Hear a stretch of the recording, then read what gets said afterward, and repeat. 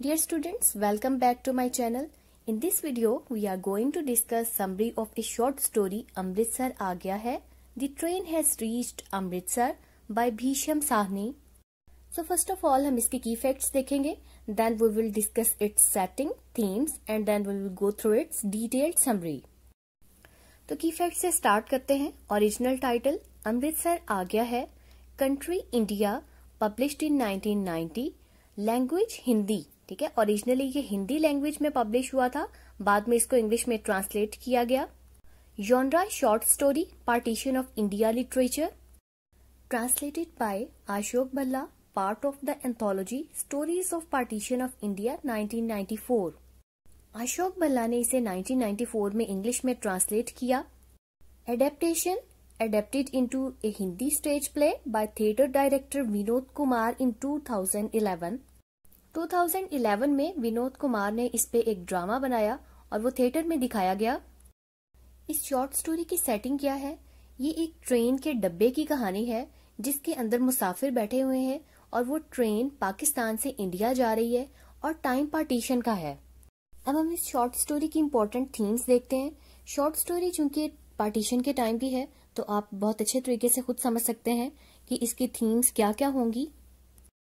Horrors of partition, transition of behaviours, chaos on individual and social level, violence, brutality, exploitation, murders, loss of innocence, loss of values and morality.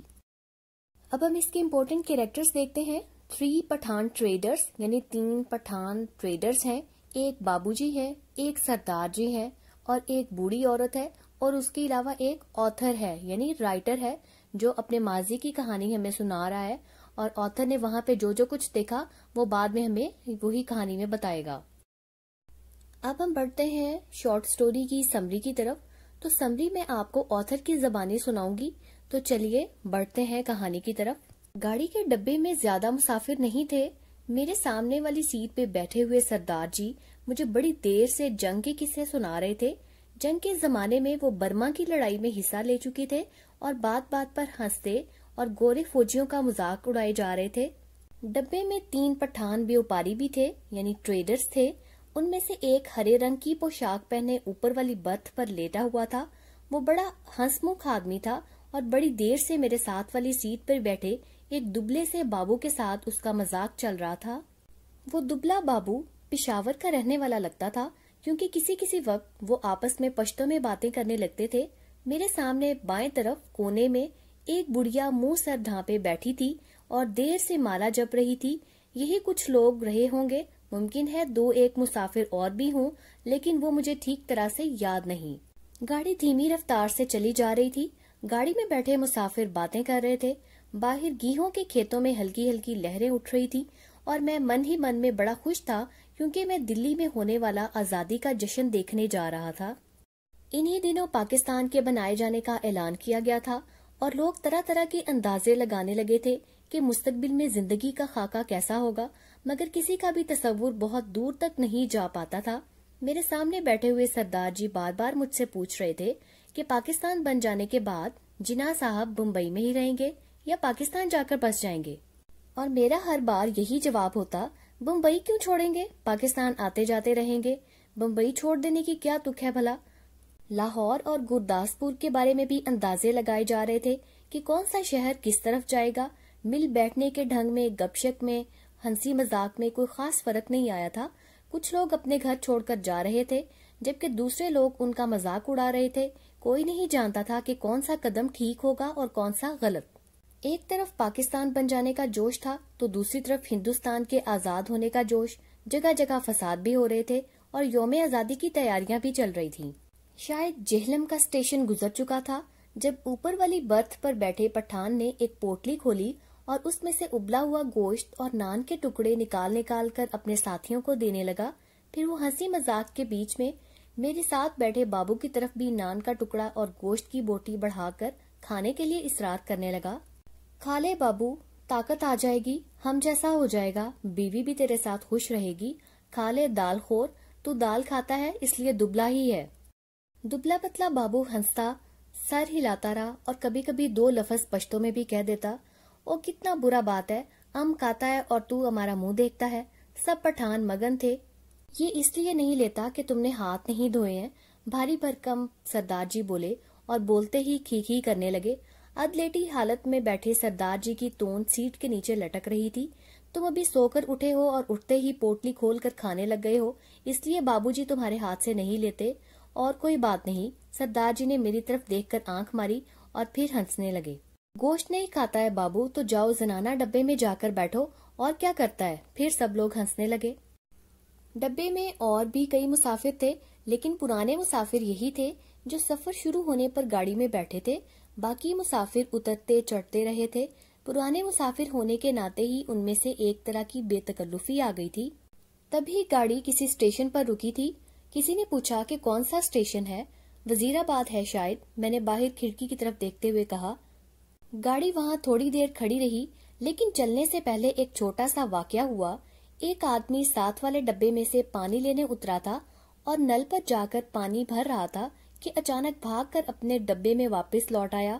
لیکن جس ڈھنگ سے وہ بھاگا تھا اس نے بہت کچھ بتا دیا تھا۔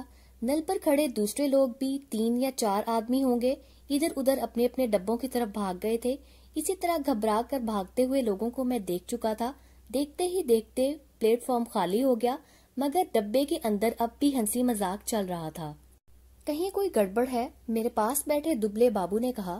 کہیں کچھ تھا، لیکن کیا تھا کوئی بھی ٹھیک سے نہیں جانتا تھا۔ میں کئی فساد دیکھ چکا تھا، اس لیے ماحول میں ہونے والی چھوٹی سی تبدیلی کو بھی بھانپ گیا تھا۔ بھاگتے لوگ، کھٹاک سے بند ہوتے دروازے، گھروں کی چھتوں پر کھڑے آدمی، خاموشی اور سناٹا، سبھی فساد کے آثار تھے۔ تبھی پچھلے دروازے کی طرف ہلکا سا شور ہوا اور کوئی مسافر اندر گھسنا چاہتا تھا۔ کہاں گھسا آ رہا ہے؟ نہیں ہے جگہ، بول دیا جگہ نہیں ہے، کسی نے کہا۔ دروازے پر شور بڑھتا جا رہا تھا۔ تبھی میلے کچیلے کپڑوں اور لٹکتی مونچھوں والا ایک آدمی دروازے میں سے اندر آتا دکھائی دیا۔ وہ لوگوں کی شکایتوں، آوازوں کی طرف دھیان دیے بغیر دروازے کی طرف گھوم کر بڑا سا کالے رنگ کا صندوق اندر گھسیٹنے لگا۔ آ جاؤ، تم بھی چڑھ جاؤ، وہ اپنے پیچھے کسی سے کہے جا رہا تھا۔ تبھی دروازے میں ایک پتلی سوکھی سی عورت نظر آئی اور اس کے پیچھے 16-17 برس کی سانولی سی ایک لڑکی اندر آ گئی۔ لوگ اب بھی چلائے جا رہے تھے۔ وہ آدمی اپنا سامان اندر گھسیٹے جا رہا تھا اور اس کی بیوی اور بیٹی دروازے کے ساتھ لگ کر کھڑی تھی۔ اور کوئی ڈبہ نہیں ملا تھا، عورت ذات کو بھی یہیں اٹھا لایا ہے، کسی نے کہا۔ ٹکٹ ہے جی میرے پاس، میں بے ٹکٹ نہیں ہوں۔ لاچاری ہے، شہر میں فساد ہو گیا ہے، بڑی مشکل سے اسٹیشن تک پہنچا ہوں۔ اس پر ڈبے میں بیٹھے بہت سے لوگ چپ ہو گئے، لیکن برتھ پر بیٹھا پٹھان اچک کر بولا، نکل جاؤ ادھر سے، دیکھتا نہیں ہے اور جگہ نہیں ہے۔ پٹھان نے اوپر سے ہی اس مسافر کو لات مار دی، مگر لات اس آدمی کو لگنے کی بجائے اس کی بیوی کے کلیجے میں لگی اور وہ وہیں ہائے ہائے کرتی بیٹھ گئی۔ اس کی بیوی کو چوٹ لگنے پر کچھ مسافر چپ ہو گئے تھے، صرف کونے میں بیٹھی بڑھیا کرلائے جا رہی تھی، اے نیک بندو، بیٹھنے دو، آجا بیٹی، تو میرے پاس آجا، جیسے کیسے سفر کاٹ لیں گے، چھوڑو ظالموں، بیٹھنے دو۔ ابھی آدھا سامان ہی اندر آ پایا ہوگا کہ گاڑی اچانک سرکنے لگی، چھوٹ گیا، سامان چھوٹ گیا۔ وہ آدمی بدحواس سا ہو کر چلایا، پتا جی سامان چھوٹ گیا ہے۔ وہ لڑکی سر سے پاؤں تک کانپ رہی تھی اور چلائے جا رہی تھی، اترو، نیچے اترو۔ وہ آدمی ہڑبڑا کر چلایا اور آگے بڑھ کر پٹیاں اور گٹھڑی باہر پھینکتے ہوئے دروازے کا ہینڈل پکڑ کر نیچے اتر گیا، اور اس کے پیچھے اس کی بے چین بیٹی اور پھر اس کی بیوی کلیجے کو دونوں ہاتھوں سے دبائے ہائے ہائے کرتی نیچے اتر گئی۔ گاڑی پلیٹ فارم کو چھوڑ کر آگے بڑھ گئی۔ بڑھیا نے بولنا بند کر دیا۔ پٹھانوں کی مخالفت کرنے کی کسی کو ہمت نہیں ہوئی۔ میرے ساتھ بیٹھے دبلے بابو نے میرے بازو پر ہاتھ رکھ کر کہا، آگ ہے، دیکھو آگ لگی ہوئی ہے۔ گاڑی پلیٹ فارم چھوڑ کر آگے نکل آئی تھی اور شہر پیچھے چھوٹ رہا تھا۔ تبھی شہر کی طرف سے اٹھتے ہوئے دھوئیں کے بادل اور ان میں آگ کے شعلے نظر آنے لگے تھے۔ فساد ہوا ہے، اسٹیشن پر بھی لوگ بھاگ رہے تھے، ضرور کہیں فساد ہوا ہے۔ شہر میں آگ لگی ہوئی تھی، یہ بات ڈبے کے لوگوں کو معلوم ہو گئی اور وہ لپک لپک کر کھڑکیوں سے آگ کا منظر دیکھنے لگے۔ جب گاڑی شہر چھوڑ کر آگے نکل گئی تو ڈبے میں سناٹا چھا گیا۔ میں نے گھوم کر ڈبے کے اندر دیکھا، دبلے بابو کا چہرہ پیلا پڑ گیا تھا اور ماتھے پر پسینے کی بوندیں چمک رہی تھی۔ سردار جی اٹھ کر میری سیٹ پر آ بیٹھے۔ نیچے والی سیٹ پر بیٹھا پٹھان اٹھا اور اپنے 2 ساتھی پٹھانوں کے ساتھ اوپر والی برتھ پر چڑھ گیا۔ یہی عمل شاید ریل گاڑی کے دوسرے ڈبوں میں بھی جاری تھا۔ اب ڈبے میں تناؤ آ گیا تھا، لوگوں نے بات چیت بند کر دی۔ تینوں کے تینوں پٹھان اوپر والی برتھ پر ساتھ ساتھ بیٹھے چپ چاپ نیچے دیکھے جا رہے تھے۔ کون سا اسٹیشن تھا یہ؟ ڈبے میں کسی نے پوچھا۔ وزیر آباد، کسی نے جواب دیا۔ جواب ملنے پر ڈبے میں ایک دوسرا رد عمل ہوا۔ پٹھانوں کے دل کا تناؤ فوراً ڈھیلا پڑ گیا، جبکہ ہندو سکھ مسافروں کی خاموشی اور زیادہ گہری ہو گئی۔ اگلے اسٹیشن پر جب گاڑی رکی تو وہاں بھی سناٹا تھا، کوئی پرندہ تک نہیں پھڑک رہا تھا۔ ایک آدمی پیٹھ پر پانی کی مشک لادے پلیٹ فارم پر آیا اور مسافروں کو پانی پلانے لگا۔ لو پیو پانی، پانی پیو۔ زنانہ ڈبے میں سے عورتوں اور بچوں کے کئی ہاتھ باہر نکل آئے تھے۔ بہت مار کاٹ ہوئی ہے، بہت لوگ مرے ہیں۔ لگتا تھا یہ اس مار کاٹ میں اکیلا ہی ثواب کمانے چلا آیا ہے۔ کسی نامعلوم خطرے کے احساس تلے دبلا بابو میرے پاس والی سیٹ سے اٹھا اور 2 سیٹوں کے درمیان فرش پر لیٹ گیا۔ اس کا چہرہ اب بھی مردے کی طرح پیلا ہو رہا تھا۔ اس پر برتھ پر بیٹھا پٹھان اس کا مذاق اڑانے لگا۔ او بغیرت، تم مرد ہے کہ عورت ہے؟ سیٹ سے نیچے اٹھ کر لیٹتا ہے، تم مرد کے نام کو بدنام کرتا ہے۔ وہ بار بار بول رہا اور بار بار ہنسے جا رہا تھا، پھر پشتوں میں بھی کچھ کہنے لگا۔ بابو چپ چاپ لیٹا رہا، دوسرے تمام مسافر بھی چپ تھے۔ ڈبے کا ماحول بوجھل ہو گیا تھا، مگر اب بابو کی حاضر جوابی ختم ہو چکی تھی اور وہ چپ رہا۔ پھر تھوڑی دیر بعد وہ اپنے آپ سیٹ پر جا بیٹھا اور دیر تک اپنے کپڑوں کی دھول جھاڑتا رہا۔ بوجھل سے ماحول میں سفر کٹنے لگا، رات گہری ہوتی گئی۔ ڈبے کے مسافر خاموش اور خوفزدہ بیٹھے رہے۔ کبھی گاڑی کی رفتار اچانک دھیمی پڑ جاتی تو لوگ ایک دوسرے کی طرف دیکھنے لگتے، اور کبھی راستے میں رک جاتی تو ڈبے کے اندر کا سناٹا اور بھی گہرا ہو جاتا۔ صرف پٹھان بے فکر بیٹھے تھے۔ ہاں، بات چیت کرنا انہوں نے بھی چھوڑ دیا تھا، کیونکہ اب ان کی بات چیت میں کوئی بھی شامل ہونے والا نہیں تھا۔ اسی طرح کئی گھنٹے گزرے، تبھی انجن نے سیٹی دی اور ایک دم اس کی رفتار ٹوٹ گئی۔ پھر تھوڑی دیر بعد ایک کھٹاک کی سی آواز سنائی دی، شاید گاڑی نے لائن بدلی تھی۔ بابو نے جھانک کر اس سمت میں دیکھا جدھر گاڑی چلی جا رہی تھی۔ شہر آ گیا ہے، اور پھر وہ اونچی آواز میں چلایا، امرتسر آ گیا ہے۔ اس نے پھر سے کہا اور اچھل کر کھڑا ہو گیا۔ اس نے اوپر والی برتھ پر لیٹے پٹھان کو مخاطب کر کے کہا، او بے پٹھان کے بچے، نیچے اتر، تیری ایسی کی تیسی۔ بابو چلانے لگا تھا اور چیخ چیخ کر گالیاں بکنے لگا تھا۔ تسبیح والے پٹھان نے کروٹ بدلی اور بابو کی طرف دیکھ کے بولا، او کیا ہے بابو، ہم کو کچھ بولا؟ بابو کو جوش میں دیکھ کر 2 مسافر بھی اٹھ بیٹھے تھے۔ بابو بولا، تو ہندو عورت کو لات مارتا ہے، نیچے اتر، تجھے میں بتاتا ہوں۔ بس بس، سردار جی بولے، یہ لڑنے کی جگہ نہیں ہے، تھوڑی دیر کا سفر باقی ہے، آرام سے بیٹھو۔ تیری میں لات نہ توڑوں تو کہنا، گاڑی تیرے باپ کی ہے، بابو چلایا۔ تبھی گاڑی امرتسر کے پلیٹ فارم پر رکی۔ اسی دوران 3-4 پٹھان ہمارے ڈبے کے باہر دکھائی دیے اور کھڑکی میں سے جھانک جھانک کر اندر دیکھنے لگے۔ اپنے پٹھان ساتھیوں پر نظر پڑتے ہی وہ ان سے پشتوں میں کچھ بولنے لگے۔ میں نے گھوم کر دیکھا، بابو ڈبے میں نہیں تھا، نہ جانے کب وہ ڈبے سے نکل گیا تھا۔ مگر اسی دوران ڈبے کے تینوں پٹھان اپنی اپنی گٹھڑی اٹھا کر باہر نکل گئے۔ تھوڑی دیر بعد لوگ اپنے اپنے ڈبوں کی طرف لوٹنے لگے۔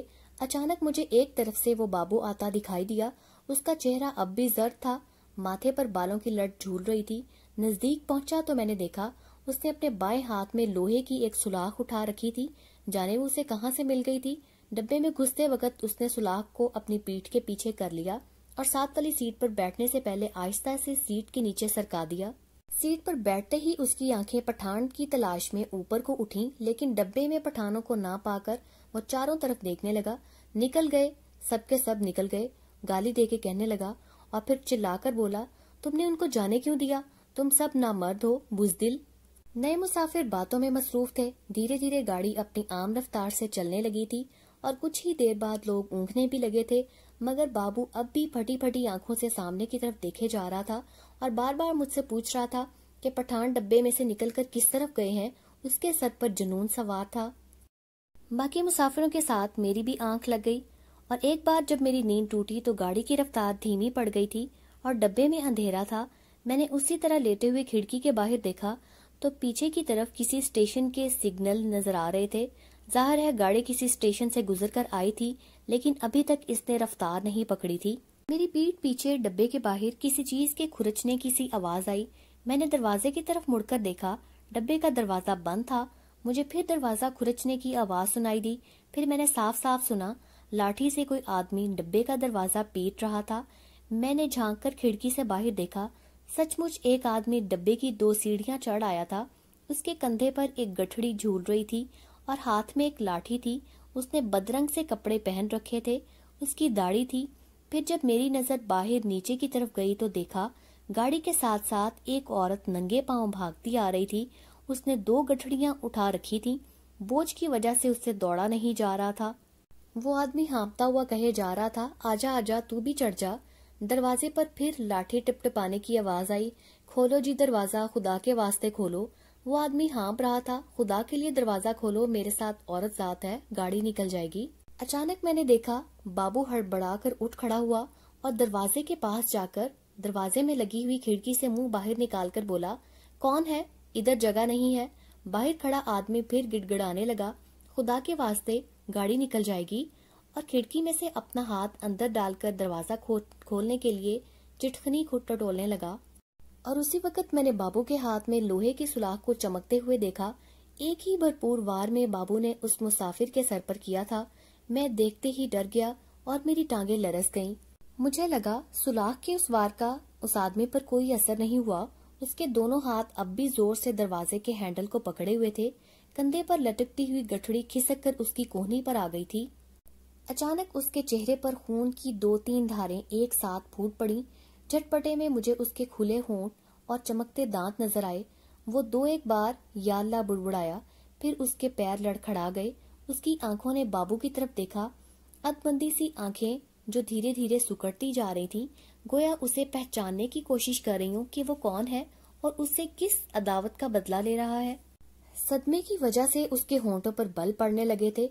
नीचे पटड़ी के साथ साथ भागती हुई औरत कोसती जा रही थी। उसे अभी तक मालूम नहीं हो पाया था कि हुआ क्या है। वो यही समझ रही थी कि शायद गठड़ी की वजह से उसका शौहर ठीक से गाड़ी पर चढ़ नहीं पा रहा और इसका पैर नहीं जम रहा। वो गाड़ी के साथ साथ भागती हुई अपनी 2 गठड़ियों के बावजूद अपने शौहर के पैर को पकड़ पकड़ कर पायदान पर टिकाने की कोशिश कर रही थी। अचानक उस आदमी के दोनों हाथ डब्बे के हैंडल से छूट गए और वो कटे हुए दरख्त की तरह नीचे जा गिरा और उसके गिरते ही औरत ने भागना बंद कर दिया, जैसे दोनों का सफर एक साथ ही खत्म हो गया हो। बाबू अब भी मेरे करीब डब्बे के खुले दरवाजे में बुत बना खड़ा था। लोहे की सुलाख इसी तरह उसके हाथ में थी। मुझे लगा जैसे वो सुलाख को फेंक देना चाहता है, लेकिन फेंक नहीं पा रहा। उसका हाथ जैसे उठ ही नहीं रहा था। मेरी सांस फूली हुई थी और डब्बे के अंधेरे कोने में खिड़की के साथ लक्के में बैठा हुआ था और मैं उसकी तरफ देखे जा रहा था। फिर वो खड़े खड़े हिला और किसी अनजानी कुव्वत के बस में आकर वो एक कदम आगे बढ़ आया और दरवाजे में से बाहर पीछे की तरफ देखने लगा। गाड़ी आगे निकलती जा रही थी और पटड़ी के किनारे अंधेरा ह्योला सा नजर आ रहा था। बाबू का जिस्म हरकत में आया। एक झटके से उसने लोहे की सुलाख को डब्बे से बाहर फेंक दिया। फिर घूमकर डब्बे के अंदर दाएं बाएं देखने लगा। सब मुसाफिर सोए पड़े थे। मेरी तरफ उसकी नजर नहीं उठी। थोड़ी देर तक वो वहीं खड़ा रहा। फिर उसने घूमकर दरवाजा बंद कर दिया। उसने गौर से अपने कपड़ों को देखा, दोनों हाथों को देखा, फिर बारी बारी अपने हाथों को नाक के करीब लाकर सूंघा, जैसे जानना चाहता हो कि कहीं उसके हाथों में से खून की बू तो नहीं आ रही। फिर वो दबे पांव चलता हुआ मेरे साथ वाली सीट में आके बैठ गया। धीरे धीरे धुंधलका छटने लगा और सुबह फूट पड़ी। चारों तरफ से रोशनी फैलने लगी। किसी ने जंजीर खींचकर गाड़ी को नहीं रोका था और लोहे की सुलाख की चोट खाकर गिरी हुई उस आदमी की लाश मीलों पीछे रह गई थी। सामने गेहूं के खेतों में फिर वही हल्की हल्की सी लहरें उठती हुई नजर आ रही थी। सरदार जी अपना बदन खुजलाते उठ बैठे। मेरी बगल में बैठा बाबू अपने दोनों हाथ सर के पीछे रखे सामने की तरफ देखे जा रहा था। रात भर में उसके चेहरे पर दाढ़ी के छोटे छोटे बाल भी उगाए थे। अपने सामने बैठा देखकर सरदार जी उससे बातें करने लगे। बड़े जीदार हो बाबू, दुबले पतले हो, लेकिन हो बड़े दिल वाले। बड़ी हिम्मत दिखाई तुमने। तुमसे डरकर ही वो पठान डब्बे में से निकल गए। यहाँ रहते तो एक न एक की खोपड़ी तुम जरूर दुरुस्त कर देते। और सरदार जी हंसने लगे। जवाब में बाबू मुस्कुराया, एक खौफनाक मुस्कुराहट, और देर तक सरदार जी के चेहरे की तरफ देखता रहा।